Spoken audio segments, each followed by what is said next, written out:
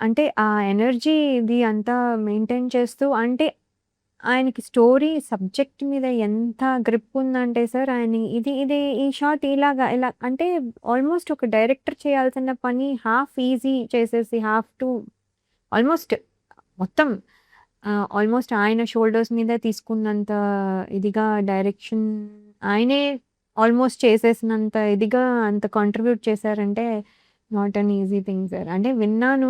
ఒక రీల్ గూడా ఏదో చూసాను సార్. మన సినిమా షూటింగ్ అప్పుడే అంటే hero is standing like that. ఆయన కెమెరాని ఇన్నిన్నిన్ని యాంగిల్స్‌లో తిప్పి ఒక 10 నిమిషాలు తిప్పారు సార్. అది ఆ ఒక్క షాట్ కోసము. అది కెమెరామాన్ హీరో అన్నట్టు ఒక రీల్ చూసాను సార్. అసలు ఆయన రియల్లీ చాలా తీశారు. మనకి కూడా ఒకటి స్టేర్స్‌లో ఒక ఒక నో షాట్. షాట్ ఉంటుంది. నాకదెంత ఇష్టమో ఆ షాట్. చాలా ఇష్టం సార్. అంటే అలాంటి బ్యూటిఫుల్ షాట్స్ చాలా అండ్ లైటింగ్ స్కీమ్ ఒక్కొక్కళ్ళకి ఒక్కొక్కలాగా పెట్టారు సార్. అది నేను అబ్జర్వ్ చేశాను.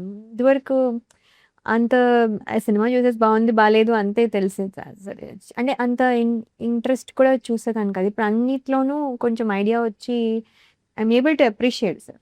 సో, చాలా ఎనర్జీ మేమవుతే ఆయనైనా మాట్లాడుతూ ఉండేవాళ్ళు సార్. ఆయన అలసిపోతారనుకుంటే మేము అలసిపోయేవాళ్ళం. సో, చాలా ఎనర్జీ సార్ ఆయన. చాలా అంటే మాకు యాక్టర్స్‌కవుతే it's a blessing to work with.